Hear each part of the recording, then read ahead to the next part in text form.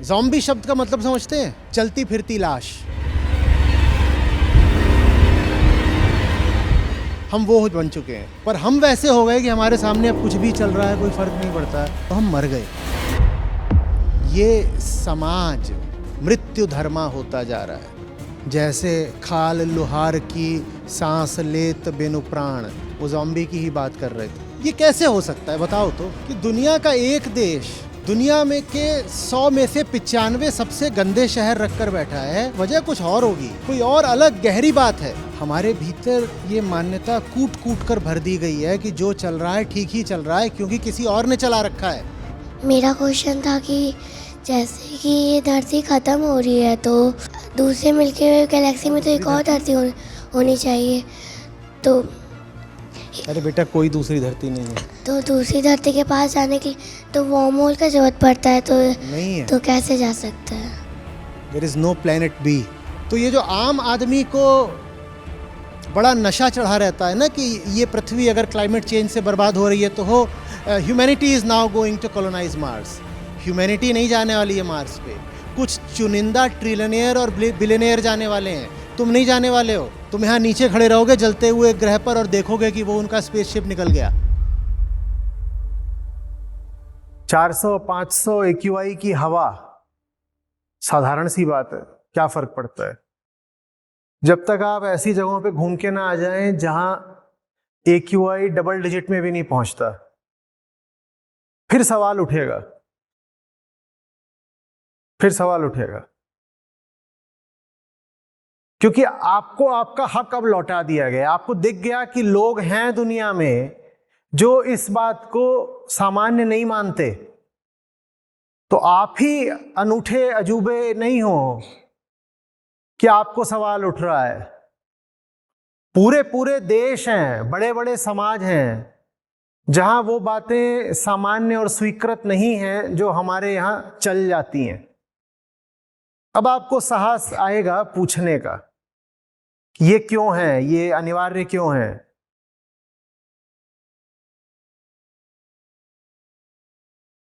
आप समझ रहे हैं?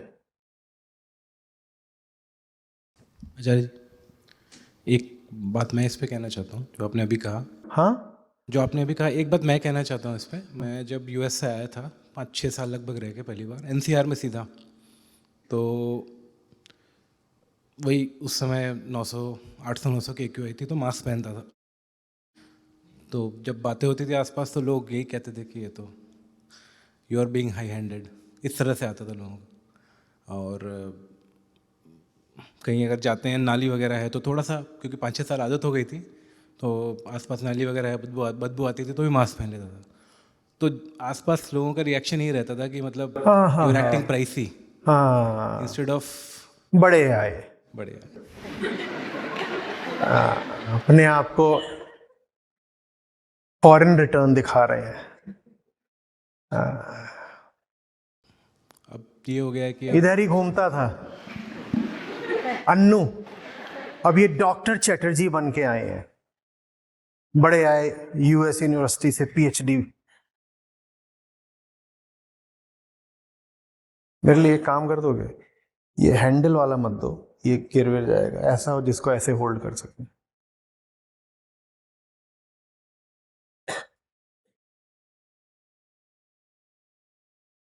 जितना AQI दिल्ली का था जब वहां से भागकर आपके पास आया था, उतना यहां का हो गया।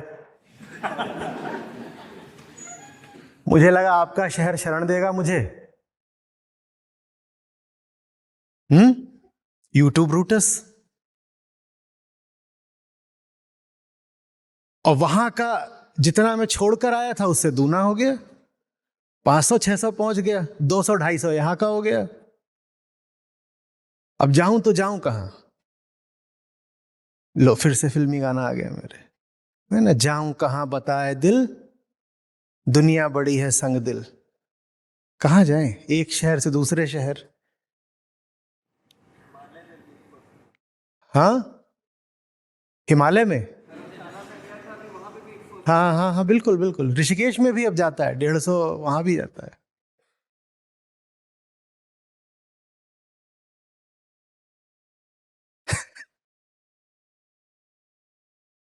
जिंदगी के प्रति नजरिया बदलेगा।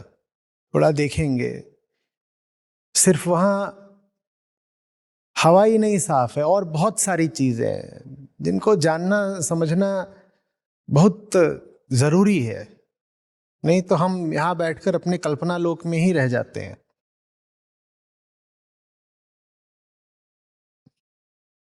लोग दिन भर दौड़ रहे होते हैं।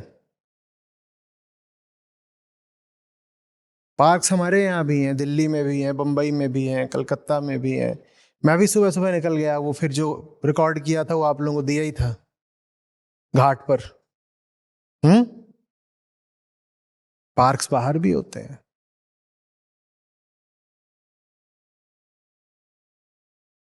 और वहाँ 12-12 बजे रात तक भी खुले हैं और लोग घूम रहे हैं, फिर रहे हैं, महिलाएं भी फिर रही हैं। और आबादी बहुत ज्यादा नहीं है, तो ऐसा नहीं बहुत ज्यादा लोग हैं। दूर दूर पे कोई एक आध आदमी दिखाई दे रहा है, बाकी पेड़ ही पेड़ है, पेड़ ही पेड़ है। और रात में 9 बज रहा है, 10 बज रहा है, 11 बज रहा है। हमारे यहाँ तो रात में 9-10 बजे अगर कोई महिला किसी सुनसान पार्क में घुस गई तो हो गया। फिर वहां पर दौड़ लगा रही हैं रात में 2 बजे 4 बजे, जिसको जब समय मिला दौड़ लगाई जा रही है। और पार्क में ही नहीं, सड़कों पर, सड़कों में, गलियों में दौड़ रहे हैं। कोई किसी को घूर नहीं रहा।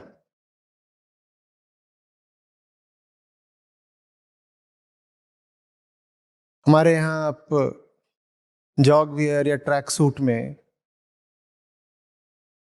भरी सड़क पर दौड़ जाइए, पूरा शहर दौड़ेगा। आप प्रेरणा बन जाएंगी। जो लकवाग्रस्त हो, जिंदगी में हिले ना हो, पीछे मुड़ के देखेंगी वो भी दौड़ रहे होंगे। शमशान से मुर्दे उठ के दौड़ रहे हैं। और हमें ये सब सामान्य लगने लग जाता है।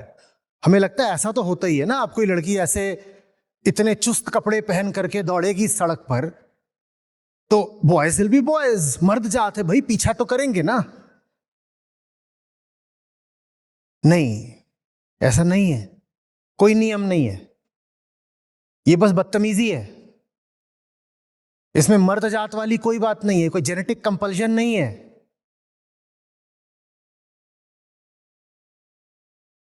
यह अनाधिकार चेष्टा है, यह सोशल सिविक वायलेशन है,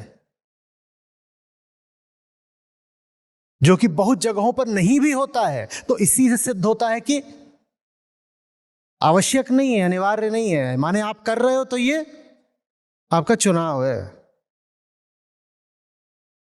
चुनाव बदला जा सकता है, चुनाव पर सवाल उठाए जा सकते हैं। बोलिए। अच्छा जी, प्रणाम।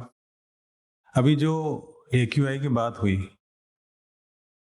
हम लोग इतने तमस में तो हैं ही, लेकिन जो इंडिकेटर्स हैं जगाने के, जैसे AQI के इक्विपमेंट्स हैं, बताएं कि भाई गड़बड़ है, तब तो हम उसके भी शॉर्टकट खोजने लग गए हैं कि इक्विपमेंट बंद कर दो, कैलिब्रेशन गड़बड़ कर दो।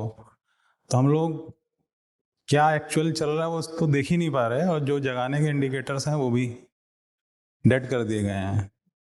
तो लगता है कि हो क्या रहा है, सो रहे हैं जबरदस्त। नहीं, देखिए, सुनने में बात अजीब सी लगेगी, पर बिल्कुल मूल से कहता हूं। मनुष्य का स्वभाव बोध है। प्राणी का स्वभाव बोध है, और बोध हेतु चाहिए जिज्ञासा। तो प्राणी का स्वभाव बोध है, बोध हेतु जिज्ञासा चाहिए। माने प्राणों का संबंध जिज्ञासा से है, प्राणों का संबंध ही जिज्ञासा से है। जहां जिज्ञासा मर गई वहां प्राण निकल गए, वहां हम मुर्दा हो गए। जहां जिज्ञासा मर गई वहां हम मुर्दा हो गए। और जो मुर्दा हो गया, अब उसे मरने से फिर डर नहीं लगेगा ना।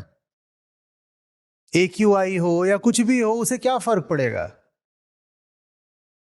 वो जीवन विरुद्ध जिएगा। अब भीतर ही भीतर वो अपने जीवन के प्रति उदासीन हो चुका है।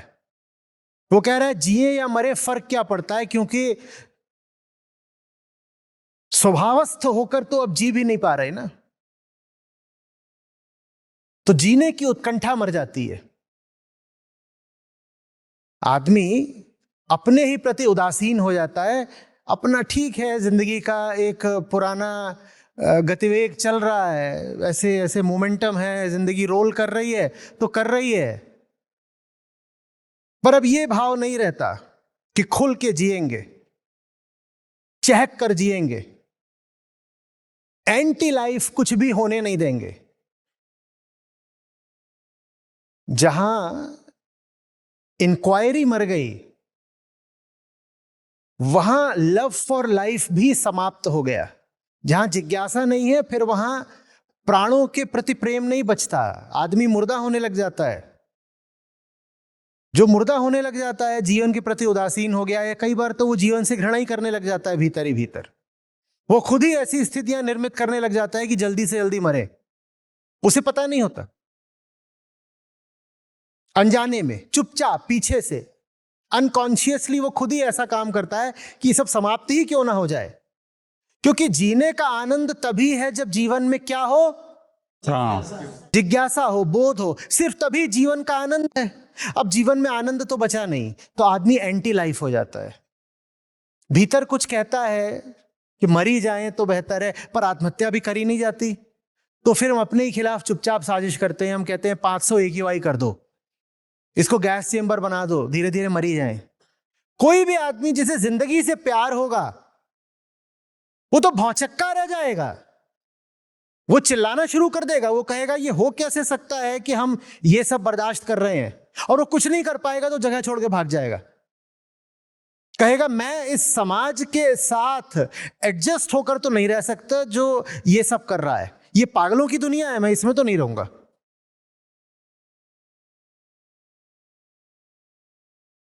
हमने जो जो जीवन के प्रति उत्कंठा होती है ना, जेस्ट फॉर लाइफ, वो खो दी है। ज़ॉम्बी शब्द का मतलब समझते हैं? चलती फिरती लाश। हम वो बन चुके हैं बहुत हद तक। कारण फिर से समझिएगा, स्वभाव क्या है? बोध। बोध। और बोध आएगा ही किससे? जिज्ञासा। जिज्ञासा से। जहां जिज्ञासा पर पहरे लगा दिए जाते हो, जहां जिज्ञासा लगभग वर्जित कर दी जाती हो, जहां कहा जाता है बस मान लो और सर झुका दो,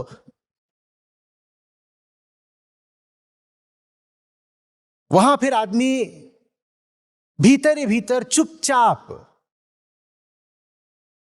मृत्यु की ओर बढ़ना शुरू कर देता है। क्योंकि पशु में और मनुष्य में यह अंतर है। पशु को कुछ समझ में नहीं आ रहा हो तो भी जिएगा।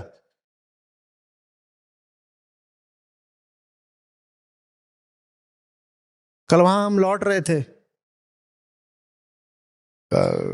कौन सा वाला था वो, पार्क था जहां पर वो कमल के फूल थे, हाँ, रविंद्र सरोवर। तो वहां से लौट रहे थे तो एक जगह कहा कि हाँ हींग की कचौड़ी बढ़िया मिलती है, तो हींग की कचौड़ी झाड़नी शुरू कर दी।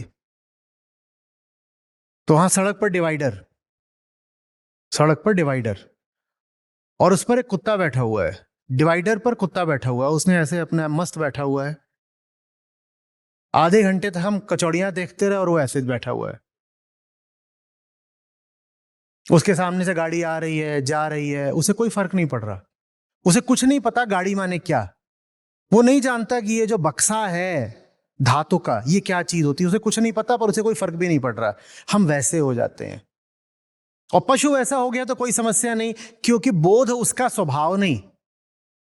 पर हम वैसे हो गए कि हमारे सामने अब कुछ भी चल रहा है, कोई फर्क नहीं पड़ता, तो हम मर गए। और जो मर गया वो मरने से क्यों डरे? उसको तुम 2000 की AQI में डाल दो, वो उसे तब भी फर्क नहीं पड़ेगा, वो तो मर ही चुका है।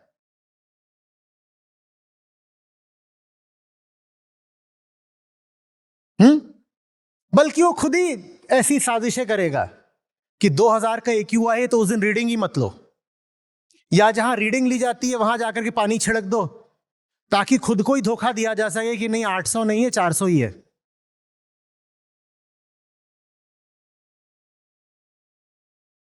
या पूरा समाज खुद को समझाना शुरू कर देगा बस 1 महीने की बात है, नवंबर एंड में दिल्ली में मॉनसून आ जाएगा। आता है हर साल, आपको नहीं पता? दिसंबर जनवरी दिल्ली में पीक मॉनसून के महीने होते हैं, तो इतनी बारिश होगी उससे AQI बिल्कुल ठीक हो जाएगा। बच्चा लोग बजाओ ताली। और अगर नहीं होगी तो हम क्लाउड सीडिंग करके कर देंगे भाई। दुनिया भर में विज्ञान और प्रौद्योगिकी में हम यूं ही थोड़ी नंबर 1 है।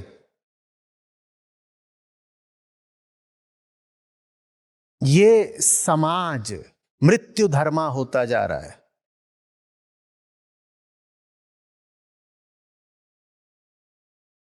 उपनिषदों ने हमें समझाया था क्या? मृत्योरमा अमृतम गमय। हम बिल्कुल उल्टा चल पड़े उपनिषद के, हम अमृत से मृत्यु की ओर चल पड़े हैं। फिर से कह रहा हूं, we have become a death seeking society.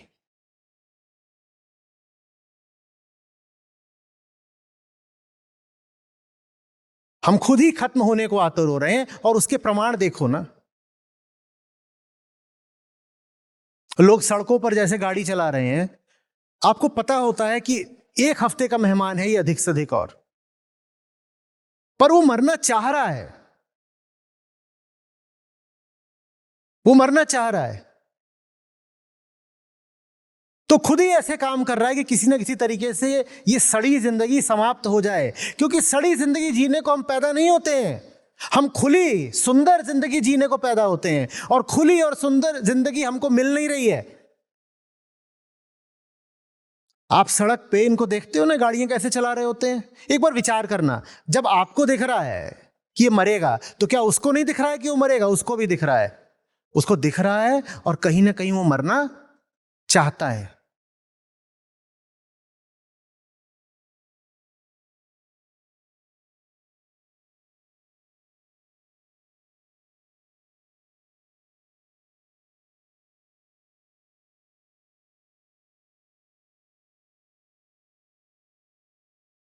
ये सड़क किनारे वो बेच रहा है, कह रहा है सब कुछ 50 रुपए में पनीर का दे दूंगा आपको, पनीर का कुलचा, पनीर की भुर्जी, पनीर का कटलेट, एक थाली है, कह रहा है 50 रुपए में ये पनीर ही पनीर से भरी हुई है।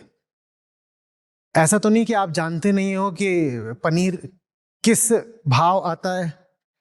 आप भली भांति जानते हो कि कोई 50 रुपए में आपको दे रहा है, उसमें उसे अपना मुनाफा भी निकालना है, तो उसमें कुल अधिक से अधिक आपको इतना सा पनीर दे सकता है, और उसने दिया कितना है?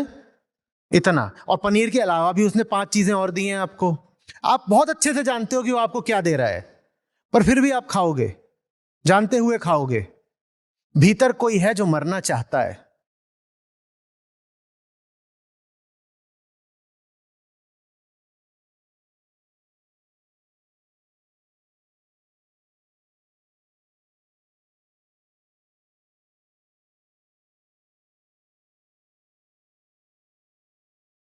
किसी ऊंची लड़ाई में प्राण न्यौछावर करना एक बात होती है, और गंदी हवा में घुट घुट के मरना दूसरी बात होती है। जान देनी ही है तो ऊंचे संघर्ष में वीरगति पाएंगे, शहीद कहलाएंगे। ये क्या है कि बारिश हो रही थी, जा रहे थे, हाँ, गटर में मर गए घुस के। क्या? लाश भी नहीं निकली ठीक से, लाश निकली तो कहा इसको फ्लश ही कर दो, जलाने की भी जरूरत नहीं। ये कौन सी मौत है?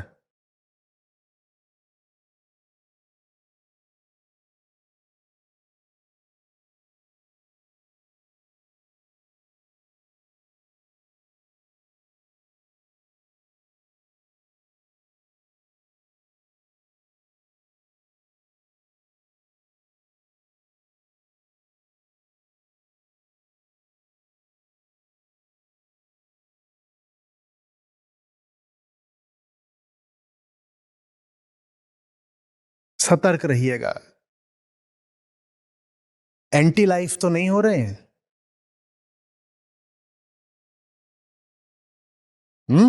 और लाइफ माने सांस लेना नहीं होता। लाइफ माने चलना फिरना खाना पीना, ये नहीं होता। उसके लिए तो क्या बोल रहे हैं? जैसे खाल लुहार की सांस लेत बिनु प्राण, वो ज़ॉम्बी की ही बात कर रहे थे। जाघट प्रेम न संचरे ताघट जान मसान, जैसे खाल लुहार की सांस लेत बिनु प्राण। बोले वो जो लोहार जैसे फूंक मारता है, उसमें भी ऐसे ही लगता है जैसे सांस ली जा रही है। वो चमड़े का होता है, ऐसे ऐसे होता है, हवा फूंकने के काम आता है। बोले प्राण तो नहीं हो गए ना, तुम्हारी फेफड़े चल रहे हैं, इससे तुम प्राणवान नहीं माने जा सकते। आप जिंदा हो ये आपके फेफड़ों से नहीं साबित होता। आप जिंदा हो ये दिल की धड़कन से भी नहीं साबित होता। आप जिंदा हो ये आपकी जिज्ञासा से, आपके प्रेम से और आपके विद्रोह से साबित होता है। जिंदगी छोड़ मत दीजिएगा। फेफड़े चलते रहें और धड़कन चलती रहे, इसके लिए प्रेम और जिज्ञासा मत छोड़ दीजिएगा। मनुष्य के लिए जीवित होना फेफड़े और दिल की बात नहीं है, लिवर और किडनी की बात नहीं है। मनुष्य के लिए जीवित होना प्रेम और चेतना की बात है। जहां प्रेम नहीं, जहां चेतना नहीं, वहां प्राण भी नहीं। फिर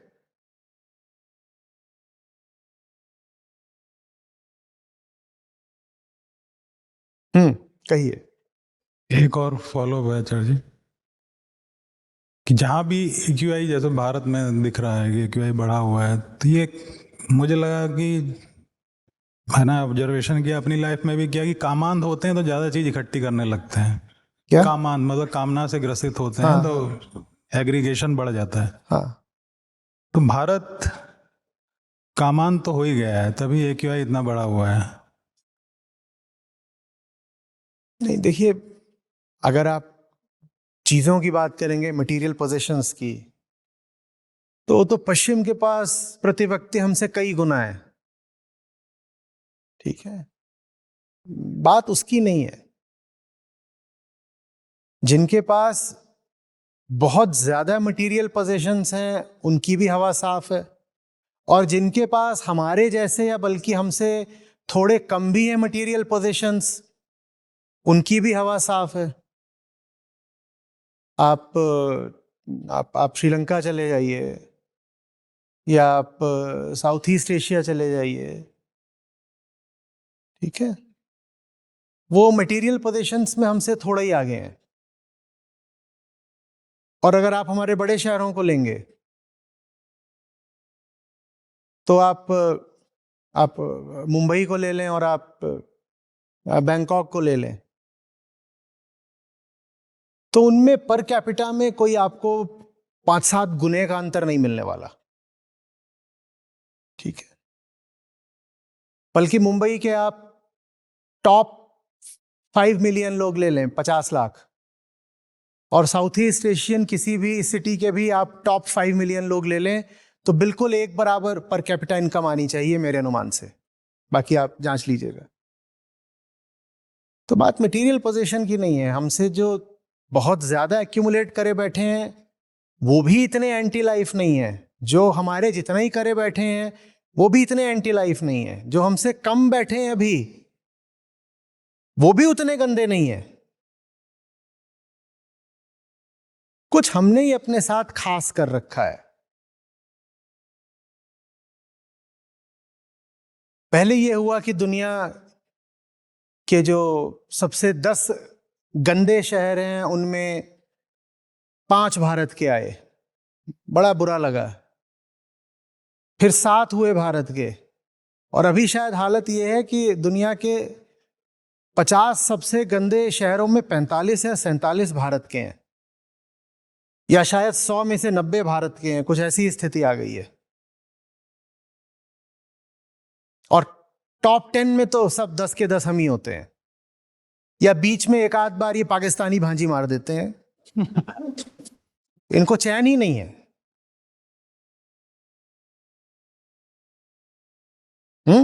लाहौर घुसाता है बीच में, टॉप 10 पूरा हमारा होता, उसमें बीच में आ गया।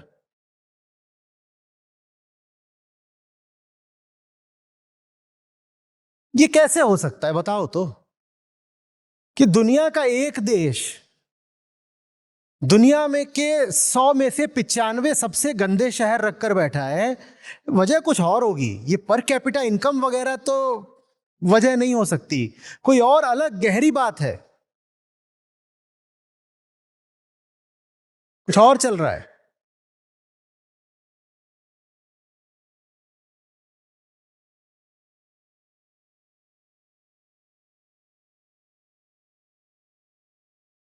वहीं आऊंगा जहां सारे फसाद की जड़ है, लोक धर्म। लोक धर्म जो तथ्यों को देखने नहीं देता, क्योंकि उसमें कल्पनाएं और कहानियां बहुत हैं। जो देखने ही नहीं देगा कि यमुना और गंगा की क्या हालत है, क्योंकि उसमें यमुना एक कथा का किरदार बन चुकी है। यमुना अब नदी है ही नहीं, यमुना कथा की एक बहुत सुंदर चरित्र है, पात्र हैं। और कथा में तो सुंदर है ही, कथा में तो सुंदर है ही ना यमुना। तो तथ्य में कैसी है इससे बहुत फर्क पड़ता नहीं, क्योंकि यमुना नदी नहीं है। यमुना क्या है? यमुना एक कहानी है, और कहानी सुंदर है, तो अब वो सामने तथ्य कैसा है, फर्क क्या पड़ता है। हम तथ्यों से बिल्कुल कटकर जीना सीख चुके हैं। सब कुछ हमारे लिए महान है बिना ये देखे कि उसकी हकीकत क्या है। अभी उसकी हकीकत देखो और फिर बताओ कि कहां है महानता। और जिसको तुम महान नहीं बोल रहे, जिसको तुम गिरा हुआ बोल रहे हो, निंदित बोल रहे हो, गर्हित बोल रहे हो, तुम बताओ उसमें किसकी निंदा कर रहे हो, किस बात की निंदा कर रहे हो। उसकी हकीकत, उसका फैक्ट देखकर बताओ कि वहां निंदनीय क्या दिख रहा है तुमको।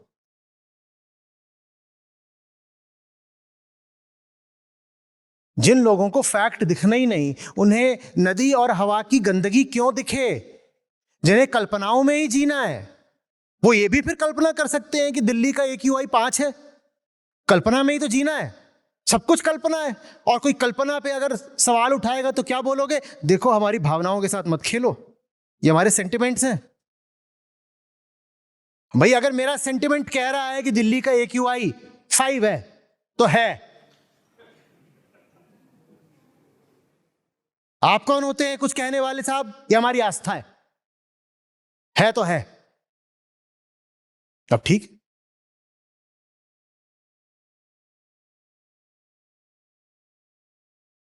प्रणाम सर, मैं आदित्य। मेरा प्रश्न AQI से रिलेटेड है। AQI घोर समस्या है। क्लाइमेट चेंज, हमारा देश बहुत ग्रसित है उससे। हमारे देश में कहीं ना कहीं इलेक्शंस हर समय होते रहते हैं। अभी बिहार में इलेक्शंस है, आगे जाके बंगाल में इलेक्शंस होंगे।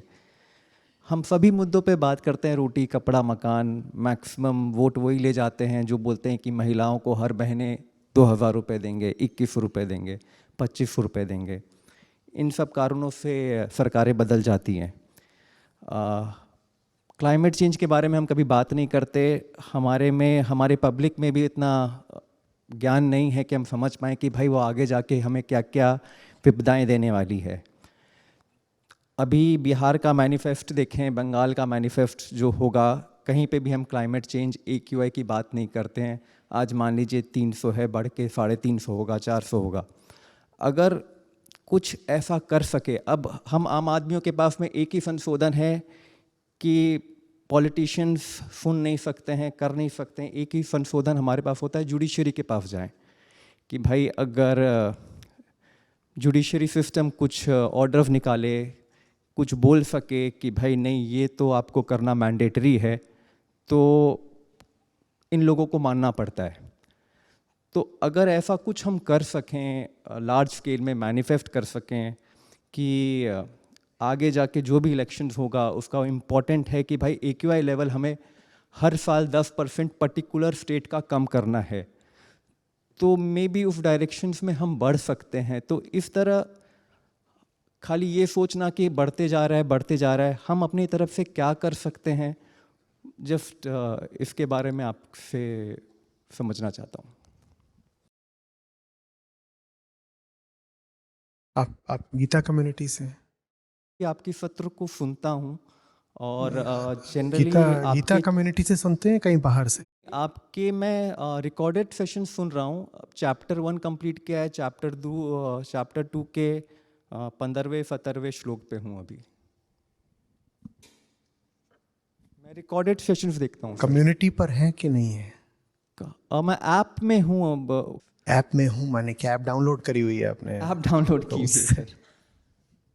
आप रिकॉर्डेड सेशन देखते हैं? जी हर मंथ हाँ, एनरोलमेंट करते हैं, जी कंट्रीब्यूशन करते हैं? जी सर, रिकॉर्डेड देखता हूँ। तो एक चालू किया है और वहाँ से फिर बढ़ता जा रहा हूँ। इतने मैंने एग्जाम्स क्लियर किए जिंदगी में, अगर जुडिशरी से हो जाता ना तो इंडियन जुडिशियल सर्विसेज भी क्लियर करके जज बन जाता। नहीं, मैं समझ सकता हूँ सर, क्योंकि आप हमारे नहीं समझ सकते क्योंकि जहां समझाता हूं आप सो रहे होते हैं। जब मैं समझा रहा होता हूं तो आप सो रहे होते हैं,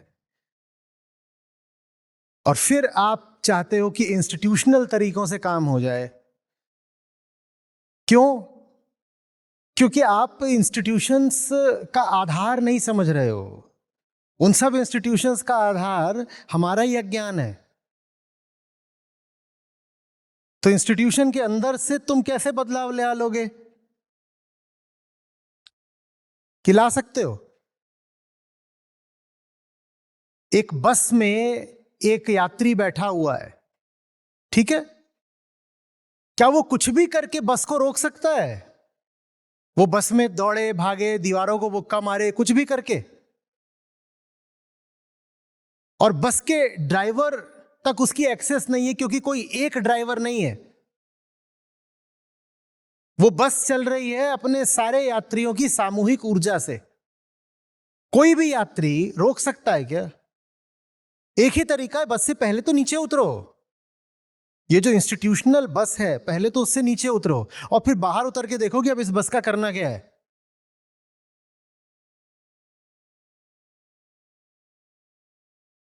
फंडामेंटल इंस्टीट्यूशन का नाम जानते हैं आप क्या है? जिससे सारे इंस्टीट्यूशंस निकलते हैं। ईगो। ईगो। मैं उस फंडामेंटल इंस्टीट्यूशन से सबको उतारने का काम कर रहा हूं। उससे उतर जाओ। जज इसी समाज से आता है ना, या आसमान से उतरते हैं बेचारे? बोलिए।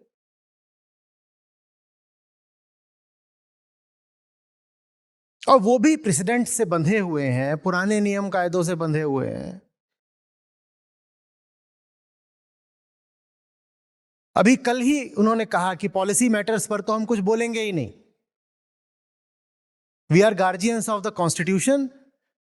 अगर कोई पॉलिसी सीधे सीधे कॉन्स्टिट्यूशन को वायलेट कर रही होगी तो हमारे पास आ जाना, वरना पॉलिसी क्या बना रही है लेजिस्लेचर वो जाने। There is an institutional division of powers and responsibility. Legislature जो काम कर रहा है उसमें जुडिशियरी दखल नहीं देगी, उन्होंने खुद कह दिया, और यही व्यवस्था बनाई गई है। और लेजिस्लेचर माने क्या होता है? वही लोग जिनको आप वोट दे रहे हो। और जुडिशरी ने तो बोल दिया कि हम लेजिस्लेचर के काम में दखल नहीं देंगे। बिल्कुल ठीक बोला, क्योंकि संविधान ने ही तय कर रखा है कि कौन कितना करेगा और कहां तक जाएगा। हाँ, जुडिशियल एक्टिविज्म दिखाते हैं, राइट टू लाइफ है आर्टिकल 21, उसकी एक ज्यादा जेनरस, एक ज्यादा लिबरल परिभाषा करती है जुडिशरी कई बार। तो राइट टू लाइफ में राइट टू क्लीन एनवायरनमेंट भी शामिल करने की कोशिश करती है। ये सब काम जुडिशरी करने की कोशिश करती है अपने तल पर ज्यादा करेगी तो फिर वो कहलाता है जुडिशियल ओवररीच, कि जितने तुमको संविधान प्रदत्त अधिकार हैं तुम उससे आगे जाने की कोशिश कर रहे हो। You are overleaping yourself. वो नहीं कर सकते। पर हम क्या कह रहे हैं, नहीं एग्जीक्यूटिव कर दे। अच्छा ठीक है, ये जो सरकारी तंत्र है एनफोर्समेंट वाला ये कर दे, ये लोग आकर के पराली रुकना जलना रुकवा दें, ये लोग आकर के वाहनों का चालान काट दें। अच्छा एग्जीक्यूटिव वाले नहीं कर रहे तो आप लोग कुछ नियम बना दीजिए ना, आप लेजिस्लेचर हो, प्लीज प्लीज आप लोग कर दीजिए। अच्छा ये भी नहीं कर रहे तो आप किसके पास जा रहे हैं, अरे योर ऑनर आप जुडिशरी हो, आप लोग कर दीजिए। वो भी नहीं कर रहे तो क्या करे। अच्छा वो फोर्थ पिलर मीडिया, उसके पास जाते हैं।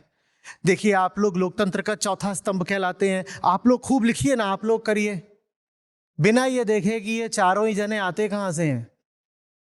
कहां से आते हैं, हमारे ही घरों से आते हैं।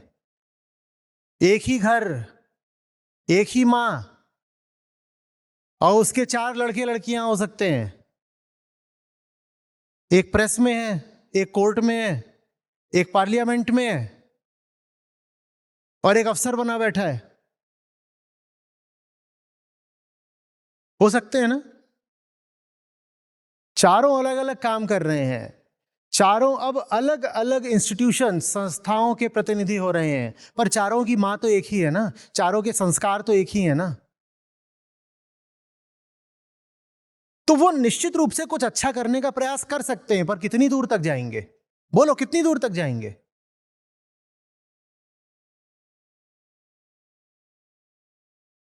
और इतना ही नहीं है, जैसे हमें ऐसे ही रहे। तो संविधान कोई देववाणी तो है नहीं, हम जैसे हैं कोई बड़ी बात नहीं कि हम कह दें कि संविधान में ये सब जो इक्वालिटी और जस्टिस और ये सब लिखा हुआ है बेकार की बात है, संविधान ही बदल डालो। संविधान बेचारा क्या करेगा। लोगों के भीतर जैसा अंधेरा है वो अगर बढ़ता ही गया तो संविधान को भी बदल डालेंगे। अभी आज ही कॉन्स्टिट्यूशनल अमेंडमेंट हुआ है पाकिस्तान में, वो असीम मुनीर को बना दिया उन्होंने फील्ड मार्शल जिंदगी भर के लिए, और अब वो आर्मी भर का प्रमुख नहीं है, आर्मी नेवी एयरफोर्स सबका बन गया है। और ये काम बाकायदा कॉन्स्टिट्यूशनली करा गया है। इसको कॉन्स्टिट्यूशनल कू कहा जा रहा है कि पहले तख्ता पलट होता था तो उसमें दिखाई देता था, जैसे मुशर्रफ ने जाकर के नवाज शरीफ को बिल्कुल घेर लिया था, भगा दिया था, या जैसे जिया उल हक ने भुट्टो को फांसी दे दी थी, तो दिखाई पड़ता था कि देखो जो इलेक्टेड रिप्रेजेंटेटिव है फौजी जनरल ने जाकर के उसका तख्ता पलट दिया। अब इस बार वो प्रधानमंत्री, राष्ट्रपति, उनकी पूरी लेजिस्लेचर ने मिल करके स्वयं घोषित किया है कि ये महानुभाव फील्ड मार्शल हैं और अब ये देश के रहनुमा बनेंगे। क्या कर लोगे आप इंस्टीट्यूशंस का? इंस्टीट्यूशंस तो इंसानों से ही बनते हैं। वो इंसान खुद ही इंस्टीट्यूशन को सबवर्ट कर दे तो आप क्या करोगे, बोलो। ये हो गया पाकिस्तान में, अभी कल ही हुआ है। कोई क्रांति हो रही है वहां पर? कुछ नहीं हो रहा। लोग उठ रहे हैं क्या विद्रोह में? कुछ नहीं हो रहा। जुडिशरी तो वहां भी है, कुछ करती है क्या? कुछ करती है? और जितने थोड़े बहुत छिटपुट अधिकार हैं उस हिसाब से अपना कुछ कर दिया, फुट कर काम उतना चलता रहता है।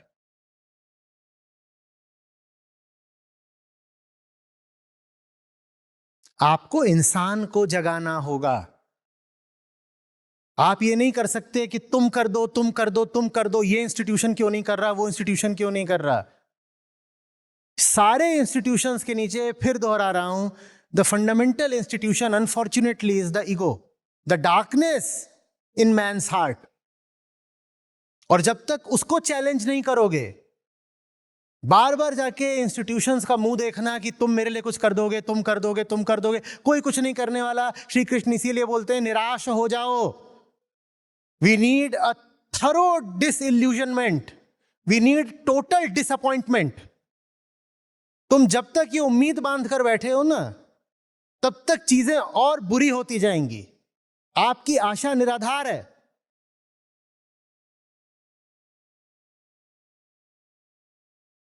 आप बीमारी के लक्षण से ही बीमारी का इलाज मांग रहे हो। मिलेगा कभी?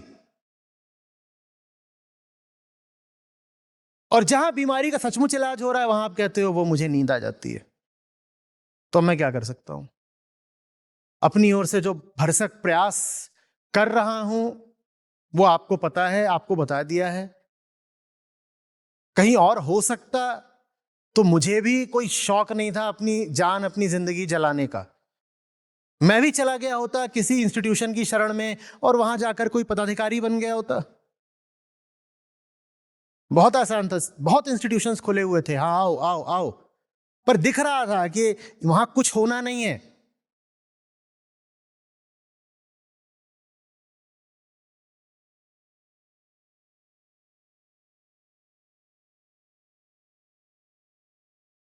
एक एक क्लोज्ड सिस्टम को उसके भीतर से बदला नहीं जा सकता, क्योंकि वो सिस्टम ये भी तय करता है कि उसके भीतर कौन प्रवेश करेगा। उसके भीतर प्रवेश ही वो उसको करने देता है जिसकी नीयत ही ना हो उसको बदलने की। आप बहुत बड़े क्रांतिकारी हैं, ये बात आप जाके यूपीएससी के इंटरव्यू में बोल दीजिए, आपका सिलेक्शन नहीं होगा। क्योंकि उन्हें क्रांतिकारी नहीं चाहिए। उन्हें कैसे लोग चाहिए? जो स्टेटस को मेंटेन कर सकें। अच्छे काबिल मैनेजर्स चाहिए, एडमिनिस्ट्रेटर्स चाहिए, क्रांतिवीर नहीं चाहिए। आप बोलो कि मैं आ रहा हूं और पूरी व्यवस्था को भीतर से तोड़ के रख दूंगा, तो वहीं से आपको ही तोड़ के निकाल देंगे कि चलो बेटा।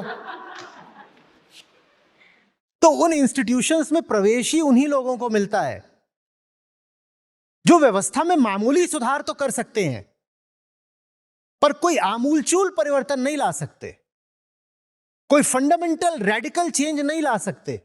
The institution is built to preserve itself.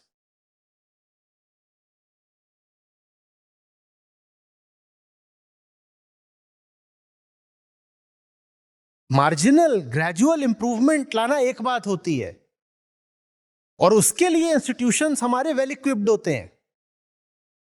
लेकिन अभी हम बात किसी और चीज की कर रहे हैं। अभी हम किसकी बात कर रहे हैं?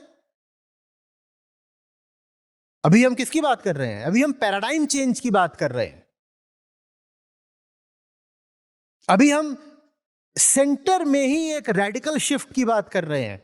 वो काम किसी इंस्टीट्यूशन के भीतर से नहीं हो सकता, उसके लिए इंसान को ही जगाना पड़ेगा, क्योंकि इन्हीं इंसानों से सब इंस्टीट्यूशंस निकलते हैं और इन इंसानों में अगर अंधेरा है तो उसी अंधेरे से सारे इंस्टीट्यूशंस निकल रहे हैं। ये काम मेहनत का है, ये काम लंबा है, लॉन्ग ड्रॉन है, कठिन है, पर इसके अलावा कोई चारा भी नहीं है बाबा।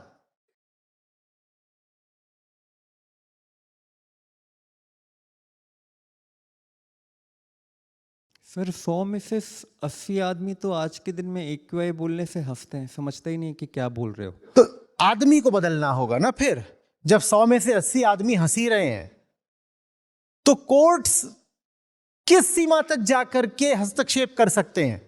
आप कोर्ट्स पे भी हंसोगे। मान लीजिए कोई सूरमा जज निकल ही आता है, दिल का साफ, जो कह ही रहा है कि ये जो दुर्दशा ये नहीं होनी चाहिए, मैं इसे ठीक करूंगा। ठीक है ना, जुडिशियल सिस्टम के भीतर ऐसा कोई व्यक्ति निकल आता है, तो क्या आप लोग उसका समर्थन करोगे? आपने ही कहा 100 में से 80 लोग तो AQI पर हंसते हैं, कौन समर्थन करेगा उसका? न तो उसको उसके इंस्टीट्यूशन के भीतर से समर्थन मिलेगा और न ही उसे जनता जनार्दन से समर्थन मिलेगा। तो वो बेचारा फिर क्या करेगा? कुछ नहीं करेगा।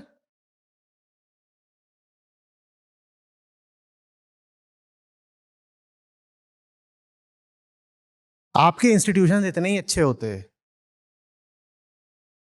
ठीक है,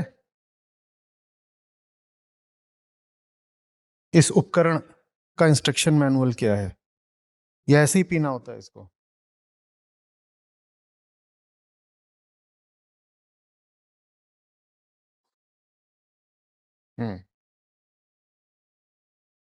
आपके इंस्टीट्यूशन इतने ही अच्छे होते तो ये इंसान जो आपके सामने खड़ा हुआ है इसे इंस्टीट्यूशनल रिकॉग्निशन नहीं मिल गया होता।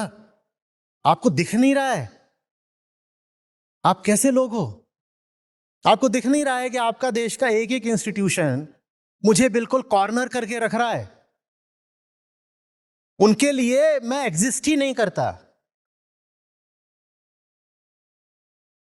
उन्हें जहां मैं दिख जाता हूं वो जल्दी से आंखें बंद कर लेते हैं। जितने भी इंस्टीट्यूशन हो, चारों, मीडिया, लेजिस्लेचर, सब।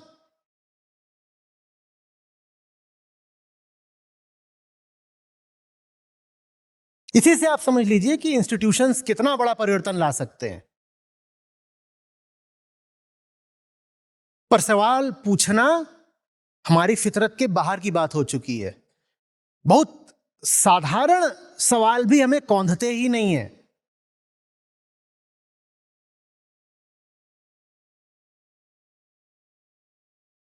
मैं पूछ रहा हूं आपसे, बताइए ना, मैं आपके सामने खड़ा हूं, आपने मुझे इतना सा भी इंस्टीट्यूशनल रिकॉग्निशन मिलते कहीं देखा है? इंस्टीट्यूशनल प्रोटेक्शन मिलते देखा है? हाँ, इंस्टीट्यूशनल थ्रेट्स जरूर हैं।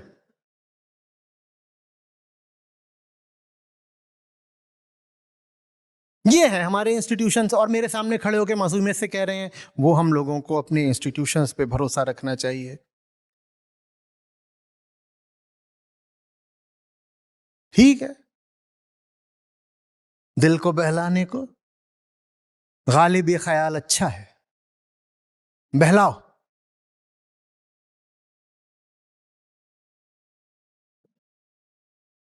सर, दिल को बहलाने की बात नहीं, बात मैं गलत समझा आपको, मैं नहीं, माफ कर सर। दीजिए, गलती हो गई। नहीं नहीं, मुझे माफ कर दीजिए प्लीज।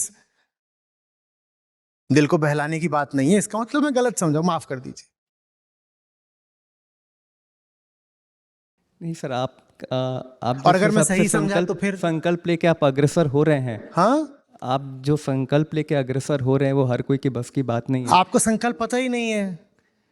नहीं सर, आप फिर से आपने ऐसी बात बोल दी जो लगभग आधारहीन है। मुझे माफ करिएगा, मुझे मालूम है आप यहाँ पर आए हैं और आज के दिन तो टिकट खरीद कर आए हैं। मैं आपका दिल वगैरह दुखाना नहीं चाहता हूं, लेकिन आपको क्या पता है मेरा संकल्प?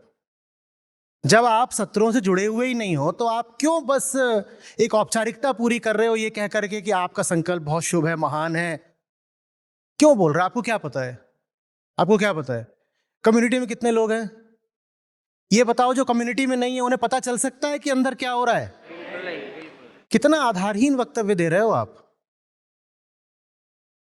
सर, मैं इतना जानता हूं कि आप ज्ञान के बिंदु को सबके लोगों में जगाना चाहते हैं। मैं उतने अगर इतनी जानने से काम हो जाता तो फिर जो हम दिन रात मेहनत कर रहे हैं उसकी क्या जरूरत थी भाई? लेकिन मैं आपकी बात को समझ रहा हूं।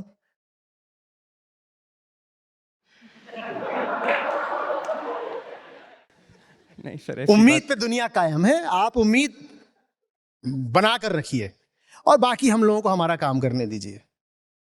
आप उम्मीद बनाकर रखिए, आप अपने जितने भी आप संस्थागत द्वार खटखटा सकते हैं, ये इंस्टीट्यूशन मेरे लिए कुछ कर देगा, ये काउंसिल मेरे लिए कुछ कर देगी, ये एकेडमी मेरे लिए कुछ कर देगी, ये असेंबली मेरे लिए कुछ कर देगी।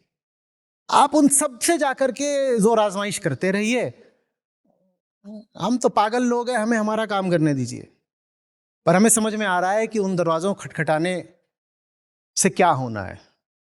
आप दरवाजा देख रहे हो, हमें पहले ही पता है दरवाजे के पीछे कौन है। दरवाजे के पीछे हम ही हैं, हमारा ही अज्ञान है।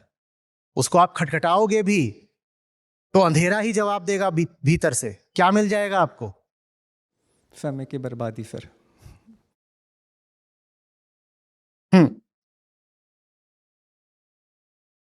नमस्ते आचार्य जी। आचार्य जी, आपने आज के सत्र में जो चर्चा की कि हम लोग एंटी लाइफ हो गए हैं, AQI वगैरह को हम लोग बिल्कुल देख नहीं पा रहे हैं। तो मैंने अपने आप से प्रश्न पूछा कि मैं वो क्यों नहीं देख पाता हूँ जो आचार्य जी देख पाते हैं। तो मुझे जो उत्तर मिला कि बहुत सारे मास्टर्स बैठे हुए हैं मेरे मन के अंदर। मेरा अहम के केंद्र से ही मैं लगातार जी रहा हूँ, जिसकी वजह से मैं वो नहीं देख पा रहा हूँ। तो क्या ये जो जैसे एक सांप को देखने के बाद जैसे हम भाग जाते हैं, पीड़ा होती है हमें, या और भी बहुत जगह हम जिस तरह से पीड़ा करते हैं, वैसे ही पीड़ा हमें AQI को देखने से क्यों नहीं होती है? और क्या ये अहम के विगलन से ही वो संभव हो पाएगा? ये बहुत आप ब्रह्मास्त्र चलाना चाह रहे हैं एक ऐसी चीज के लिए जो शायद उतनी बड़ी है नहीं।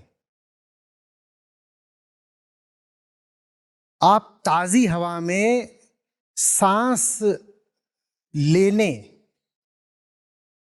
का जोखिम उठा लीजिए, फिर ये आपको धुआं कम बर्दाश्त होगा। हमारे भीतर ये मान्यता कूट कूट कर भर दी गई है कि जो चल रहा है ठीक ही चल रहा है, क्योंकि किसी और ने चला रखा है, सब हमसे बड़े हैं। जो भी कोई मुझसे अलग है वो मुझसे बड़ा ही है, श्रेष्ठ ही है। कुछ भी जो कोई और कर रहा है ठीक ही होगा। ठीक क्यों होगा? क्योंकि कोई और कर रहा है। भाई भाई क्या आपको पता है आप जो भी कुछ कर रहे हैं वो क्यों कर रहे हैं? कुछ भी पता है क्या? आपने उदाहरण के लिए कुछ कंगन जैसा पहना हुआ है, आपने कुछ गले में पहना हुआ है, अंगूठी किसने पहनी हुई है? ऐसे ऐसे क्या, ऐसे ठंड बढ़ गई अचानक? आपको पता भी है कि क्यों ये सब है? कुछ भी पता है? जिन्होंने बाल बड़े कर रखे हैं वो बता सकते हैं उनके बाल बड़े क्यों हैं? बता सकते हैं क्या?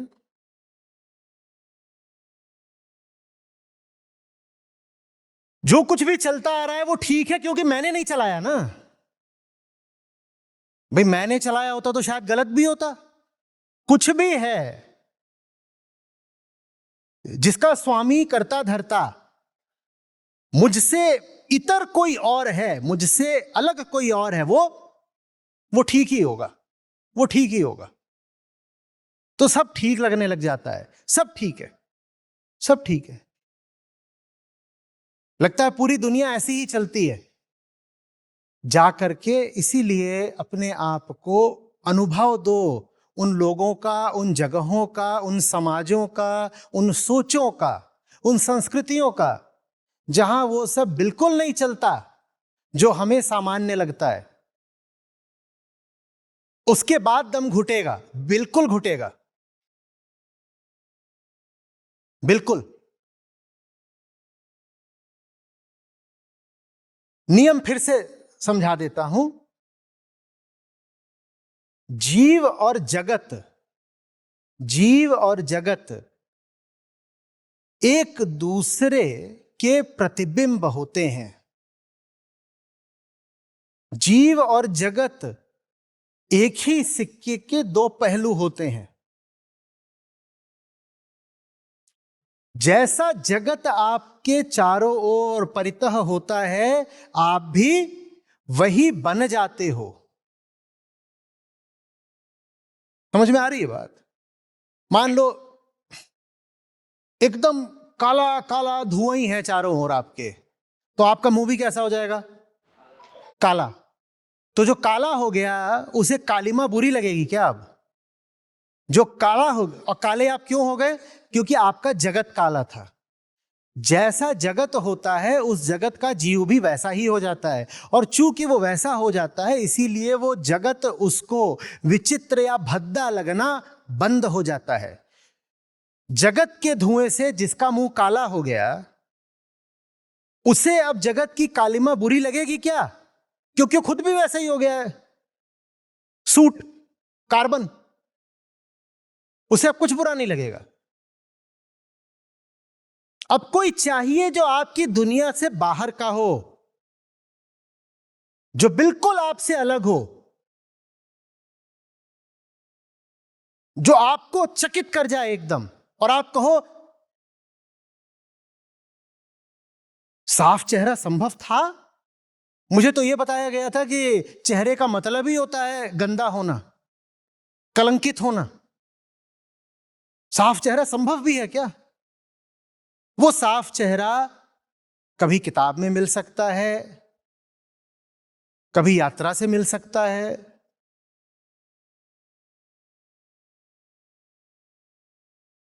कभी किसी विचारक किसी दर्शन की बात में, और कभी किसी शास्त्र में मिल सकता है।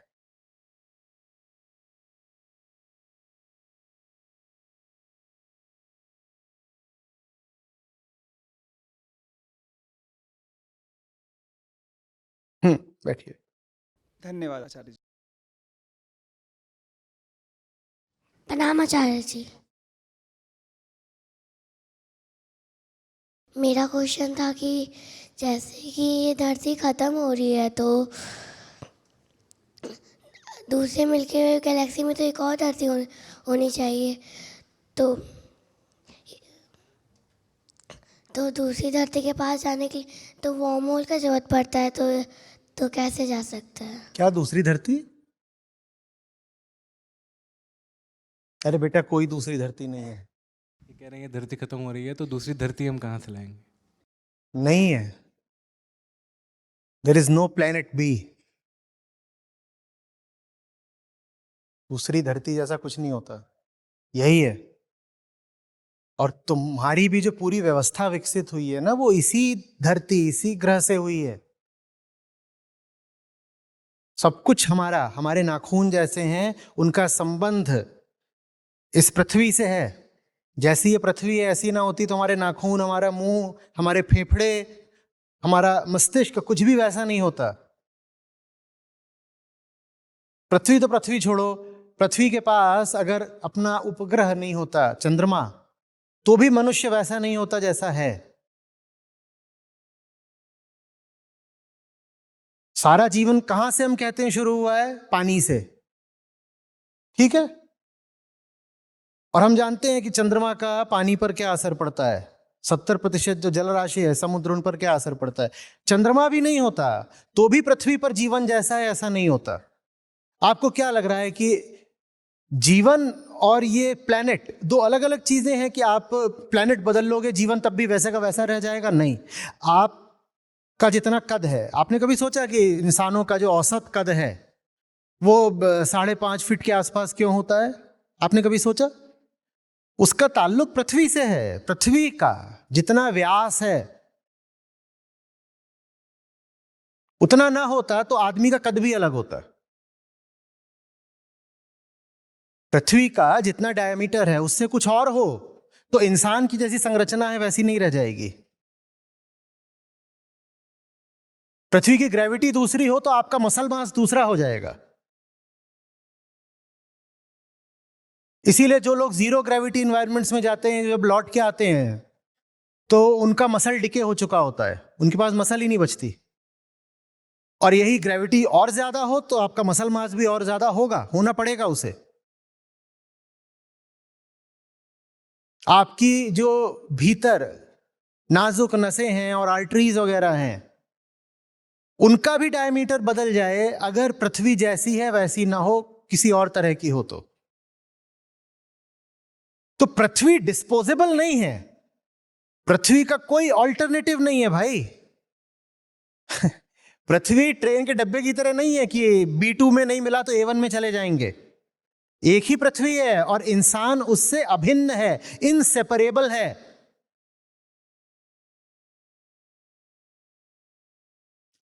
आपका ब्रेन जैसे काम करता है उसका संबंध पृथ्वी की बनावट से है। आपकी आंखें जैसे देखती हैं उसका संबंध सूरज और पृथ्वी के बीच की दूरी से है। सूरज और पृथ्वी के बीच में और ज्यादा दूरी होती तो आपकी आंखें दूसरे तरह की होती। अब आप यही आंखें लेकर के दूसरे ग्रह पर चले जाओगे तो क्या होगा?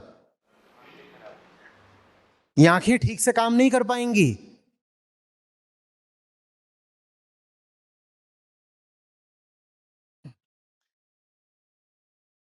ये जबरदस्त एक फैंटेसी है सिर्फ कि हम जा करके दूसरी जगहों को कॉलोनाइज कर लेंगे।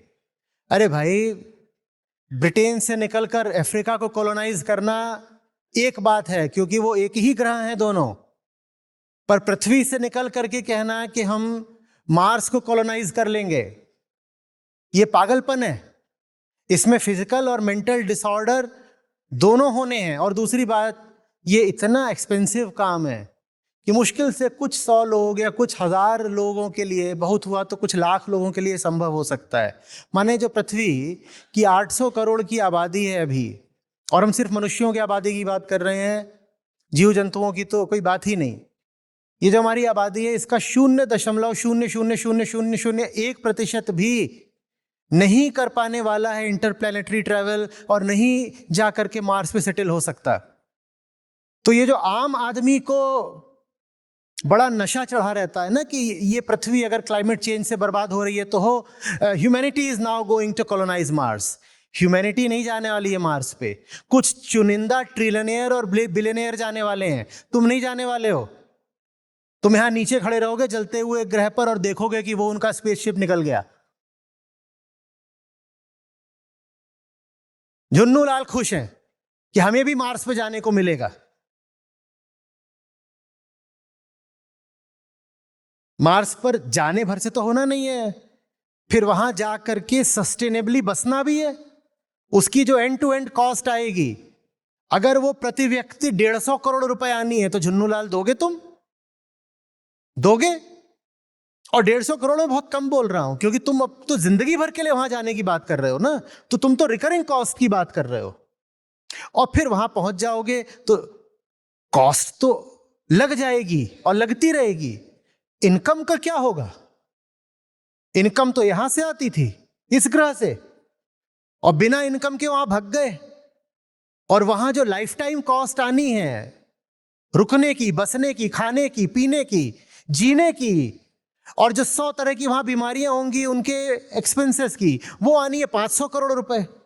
और झुन्नू खुश है, कह रहे जला दो इस पृथ्वी को, क्योंकि मुझे मेरे ट्रिलियनियर रोल मॉडल ने बताया है कि हम मार्स पर जा रहे हैं। हम मार्स पर नहीं जा रहे, वो मार्स पर जा रहा है।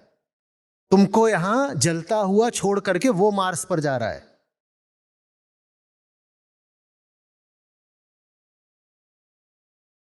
कोई दूसरा ग्रह नहीं है।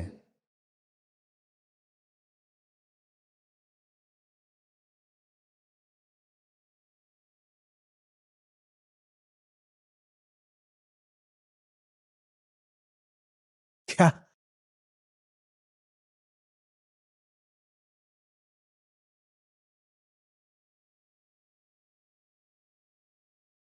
जी लोगे किसी दूसरी जगह?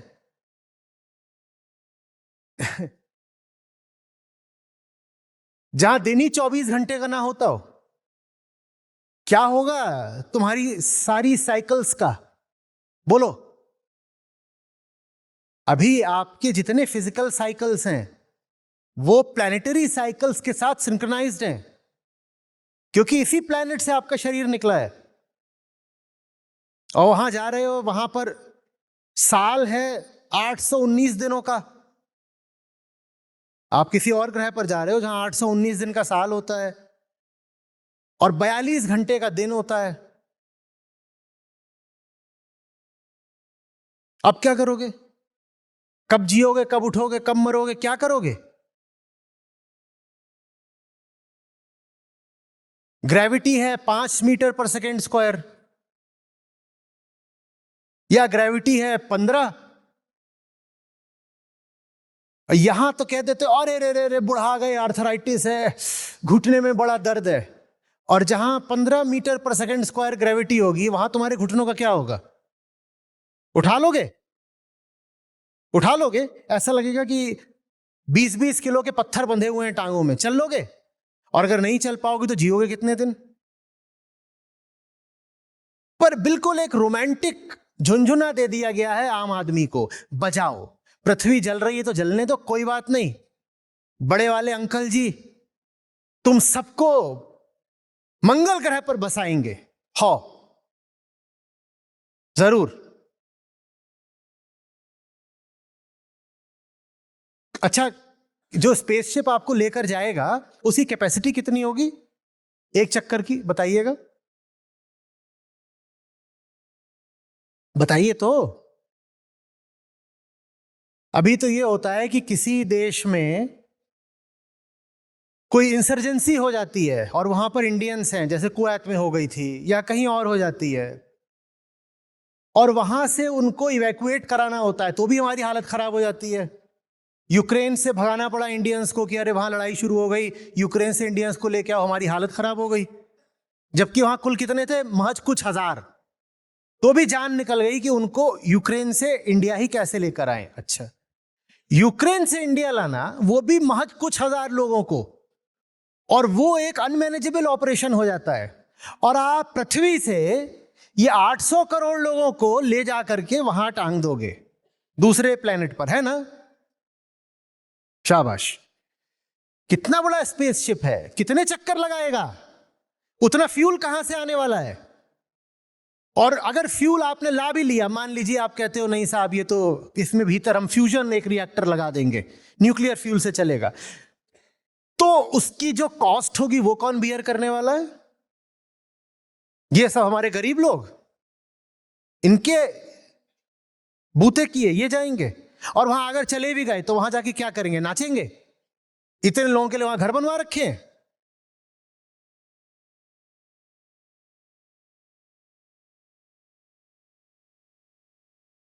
और वहां हवा नहीं, पानी नहीं, कह रहे आर्टिफिशियली पानी बनाएंगे। कितने लोगों के लिए आर्टिफिशियली पानी बनाओगे? कितने लोगों के लिए? ऑक्सीजन नहीं, कह रहे नहीं नहीं हम स्टेशंस बनाएंगे जिनसे कंप्रेस्ड ऑक्सीजन बिल्कुल पृथ्वी वाले प्रेशर पर हम सबको देंगे। कितने लोगों को दोगे? अभी तो कोविड हुआ था, कितने लोगों को ऑक्सीजन दे पाए थे? कोविड हुआ था तब तो ऑक्सीजन मिली नहीं थी, कह रहे हो मार्स पर जाकर 800 करोड़ लोगों को ऑक्सीजन देंगे। शाबाश। और दिखाई भी नहीं दे रहा कि बेवकूफ बनाए जा रहे हो। क्यों बेवकूफ बनाए जा रहे हो? ताकि क्लाइमेट बैक बर्नर पर पड़ा रहे, ताकि आम आदमी क्लाइमेट के मुद्दे पर एजिटेट ना होने पाए, उसको एक झुंझुना दे दो, बस ये है और कुछ नहीं।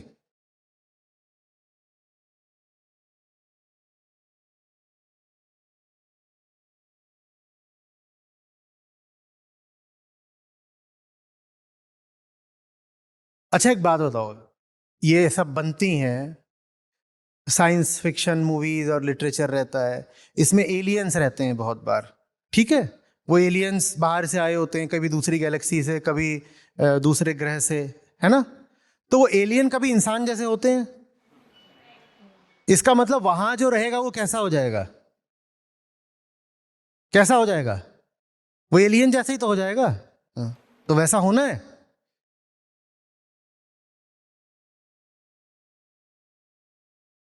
ओ माय गॉड, मेरी स्किन वैसी हो जाएगी।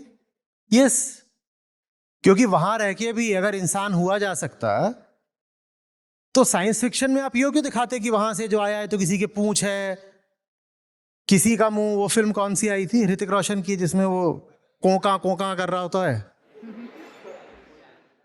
सोचिए आपकी जाने बाहर जाने तमन्ना वैसी दिख रही है।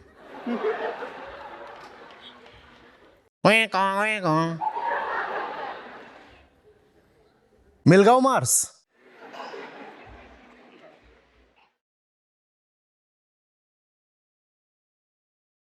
खाओगे क्या? ये तो पृथ्वी की मिट्टी है जिस पर इतना कुछ पैदा हो जाता है, वहां भी हो रहा है। खेती करोगे? क्या करोगे? खाना कहां से आएगा?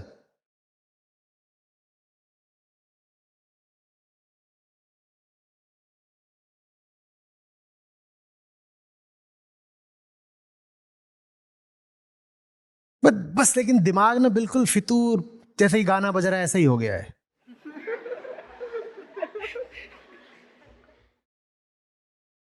रात कली एक ख्वाब में आई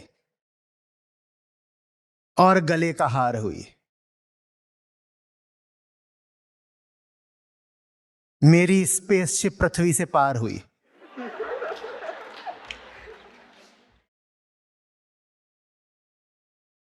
सुबह को जब हम नींद से जागे, एलियन से मार हुई।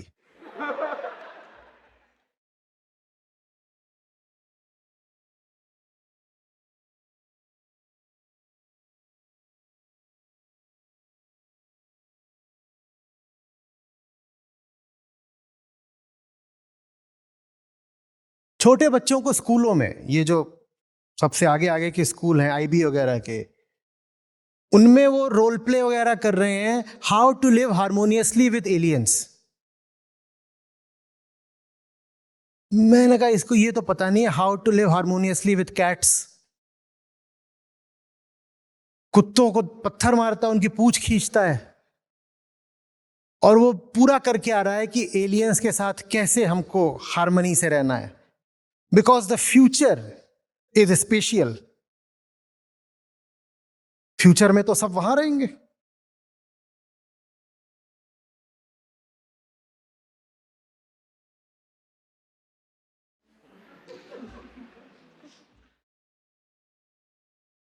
बोलो भाई।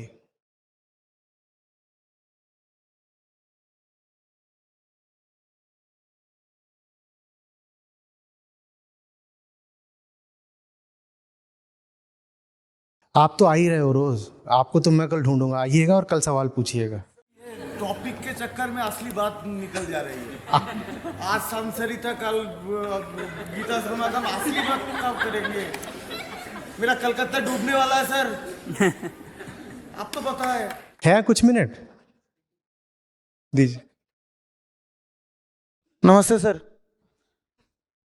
मतलब आपको तो पता ही है कि हाँ, याद है, कलकत्ता का जो सी राइजिंग लेवल है, एक जियोलॉजिस्ट उन्होंने 3-4 वीडियोस निकाले हैं कि कलकत्ता की जो अंडरग्राउंड वाटर है उसका लेवल बहुत कम हुआ जा रहा है। ये बोरिंग जो सिस्टम लगाया गया है, तो मेरा ग्रुप है, हम लोग काम मतलब कोशिश करते रहते हैं लोगों को समझाने की।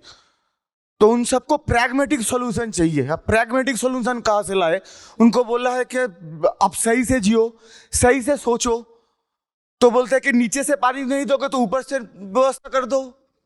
तो पूरा वरुण देवस्था के चेंबर से एकदम चैनल लगा दे क्या?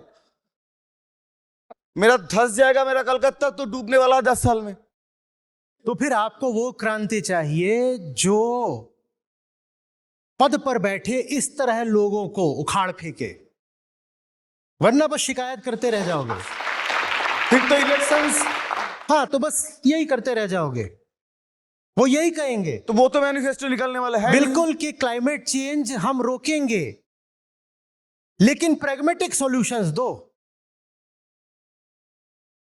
समझ में आ रही है बात? और प्रैग्मेटिक सॉल्यूशन क्या है? जिसमें आप पॉपुलेशन कंट्रोल की बात मत करो, जिसमें आप फूड की बात मत करो, क्योंकि फूड तो एक पर्सनल डाइटरी कल्चरल प्रेफरेंस है। माने जितनी जितनी चीजों से कार्बन एमिशन होता है उनकी बात मत करो, उसके अलावा कोई और बात करो तो प्रैग्मेटिक रहे। माने कि सांप भी मर जाए, लाठी भी न टूटे, कार्बन एमिशन भी कम हो जाए, और लोगों की लाइफस्टाइल जैसी चल रही है वैसी ही चलती रहे। लोगों की जिंदगी का जो सेंटर है, जिस केंद्र से वो सारे फैसले करते हैं और काम करते हैं, वो सेंटर भी ना बदले और कार्बन एमिशन भी रुक जाए। तो ये लोग जो बैठे हैं अभी कुर्सियों पर, ये तो ऐसी ही बातें करेंगे। एक ही तरीका है,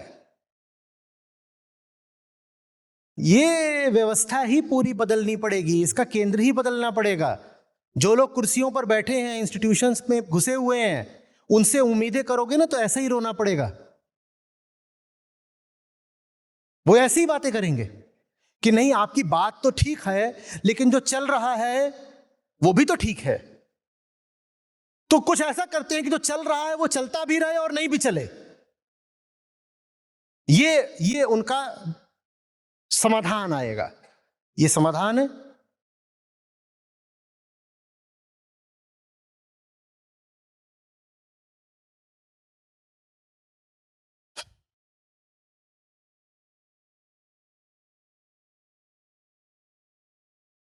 The minimum you can do is stop cooperating in this system.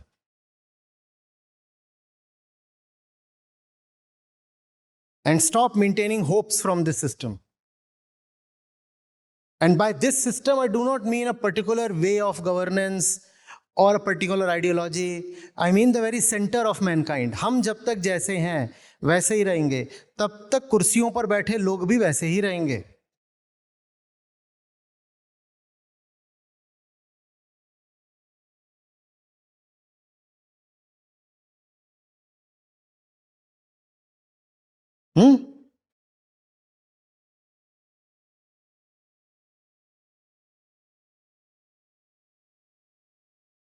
अभी सीओपी फिर से शुरू हो गया है। किसी अखबार में कवरेज भी देख रहे हो आप इसकी? पेरिस एग्रीमेंट से जो हर साल मुलाकात होनी पड़ती है सारी पार्टीज की, जहां पे आकर के वो डिस्कस करते हैं कि अभी तक क्या किया और अब आगे क्या करना है। वो शुरू हो गया है आज ही से। आज 10 तारीख है ना, कल से शुरू हो रहा है। कहीं इसका उल्लेख मिल रहा है आपको? वो चीज बस चुपके चुपके नीचे नीचे निकल जानी है, क्योंकि कुछ नहीं किया गया है, बल्कि जो करना था उसका उल्टा किया गया है।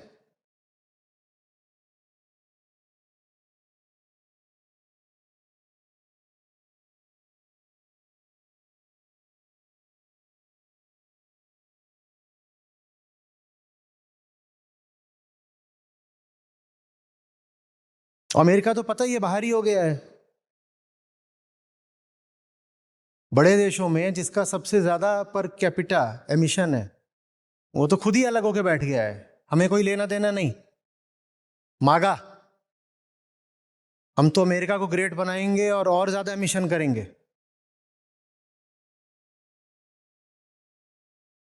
और वो डेमोक्रेटिकली इलेक्टेड लीडर है भाई, इलेक्टोरेट ही ऐसा है, तो ऐसे कोई तो इलेक्ट करेगा। आप जब तक इलेक्टोरेट नहीं बदलोगे तब तक ऐसे ही लोग पहुंचते रहेंगे कुर्सियों पर।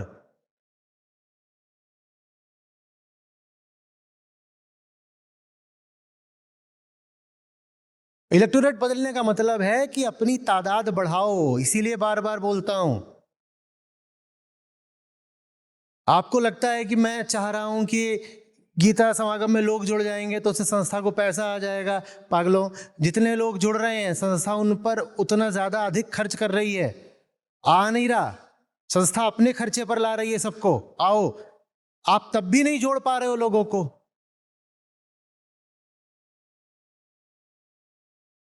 एक ही तरीका है, this place will have to reach a critical mass. ये बात आपको अभी चाहे जितनी अव्यवहारिक लग रही हो, इसके अलावा कोई समाधान नहीं है। आपको ही अपनी तादाद इतनी बढ़ानी पड़ेगी that you start counting. Right now with the numbers you have, you don't count, you don't matter. And also because you are afraid. जितनी आपकी संख्या है वो बहुत छोटी भी नहीं है। कम्युनिटी 1 लाख होने को आई। 1 लाख छोटी संख्या है, पर उतनी भी छोटी नहीं है। दूसरी समस्या ये है कि आप डरे हुए बहुत हो। ये जो 1 लाख लोग हो, बहुत डरे सहमे लोग हो आप। आपसे बुला नहीं जाता, चू नहीं होती आपसे। कई बार तो मुझे झल्लाहट कोफ्त हो जाती है, अपने ऊपर शर्म आती है कि इतने डरे हुए लोगों का मैं क्या नेतृत्व करूं, क्या इनका मैं शिक्षक बनूं, क्या।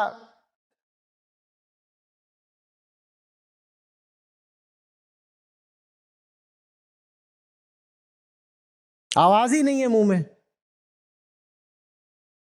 जितने नालायक हैं, अधर्मी हैं, पापी हैं, वो सब कुतुब मीनार पे चढ़ के चिल्ला रहे हैं। उन्हें न डर है न शर्म है। पर हमारे लोगों के बिल्कुल ताला लगा हुआ है, घिघी बंधी हुई है।